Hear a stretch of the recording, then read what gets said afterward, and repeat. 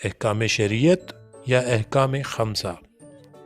ہادی مہدی کے گھر آتا ہے، دونوں کچھ دیر کھیلتے ہیں۔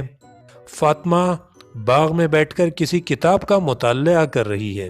دونوں مل کر فاطمہ کے پاس آتے ہیں اور اس سے اگلا سبق سمجھانے کی درخواست کرتے ہیں۔ السلام علیکم۔ وعلیکم السلام ہادی، آج تو تم نے آنے میں بہت دیر کر دی۔ ہاں، آج میرا ہوم ورک بہت دیر سے مکمل ہوا تو باجی نے ٹیوشن سے دیر سے چھٹی دی۔ ہادی چلو چل کر فاطمہ آپی سے اگلا سبق سمجھ لیتے ہیں، وہ ذرا جلدی سمجھا دیں گی، پھر ہم زیادہ دیر تک کھیل سکیں گے۔ چلو۔ السلام علیکم آپی۔ وعلیکم السلام ہادی، کیا حال ہے؟ الحمدللہ آپی، ٹھیک ہوں۔ آپی ہم آپ سے ایک سبق سمجھنے آئے ہیں۔ کیوں نہیں، میں سمجھا دیتی ہوں۔ یہ تو بتاؤ کہ سبق کا موضوع کیا ہے؟ آپی موضوع ہے احکام شریعت یا احکام خمسہ۔ اچھا، تو آپ دونوں بیٹھ جائیں اور غور سے سنیں۔ مذہب کے احکام 5 قسم کے ہیں، جنہیں احکام شریعت یا احکام خمسہ کہتے ہیں۔ آپی یعنی ہمارے تمام کام ان 5 میں سے کسی ایک قسم کے ہوں گے؟ جی ہاں، وہ 5 قسمیں یہ ہیں: واجب، حرام، مکروہ، مستحب اور مباح۔ آپی واجب کسے کہتے ہیں؟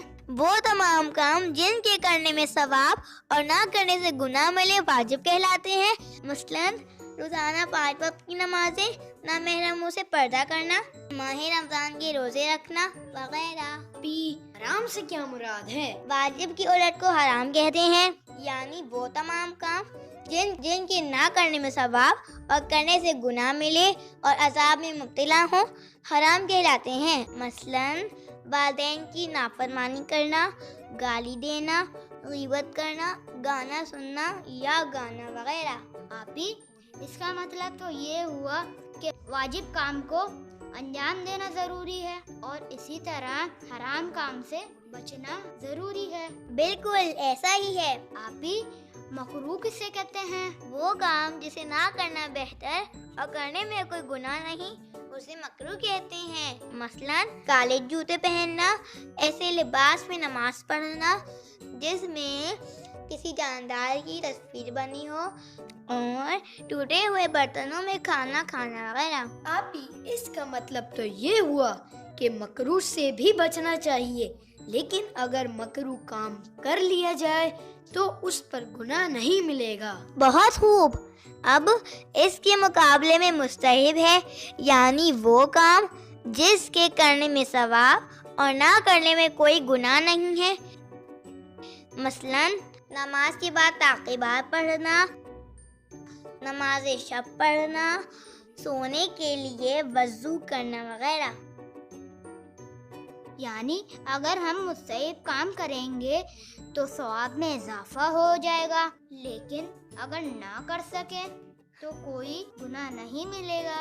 بالکل صحیح سمجھے۔ احکام شریعت کی 5ویں قسم مباح ہے، یعنی وہ کام جن کا کرنا اور نہ کرنا برابر ہے اور اس میں نہ کوئی ثواب ہے اور نہ کوئی گناہ۔ مثلاً چلنا پھرنا، کھانا پینا، سونا جاگنا وغیرہ۔ البتہ اگر ان کاموں کو قربتاً اللہ انجام دیا جائے تو باعث قرب خدا ہے، یعنی اللہ تعالیٰ خوش ہوتا ہے اور اس پر اجر و ثواب بھی ملے گا۔ یعنی آپی اگر ہم مباح کام خدا کی خوشنودی کی خاطر انجام دیں تو اس کے ذریعے بھی ثواب حاصل کر سکتے ہیں۔ شاباش، امید ہے کہ آپ دونوں کو احکام خمسہ اچھی طرح سمجھ میں آ گئے ہوں گے۔ اب آپ دونوں بھی جا کر کھیلیں، مجھے بھی یہ کتاب پڑھنی ہے۔ دونوں خوشی خوشی دوبارہ کھیل میں مشغول ہو جاتے ہیں۔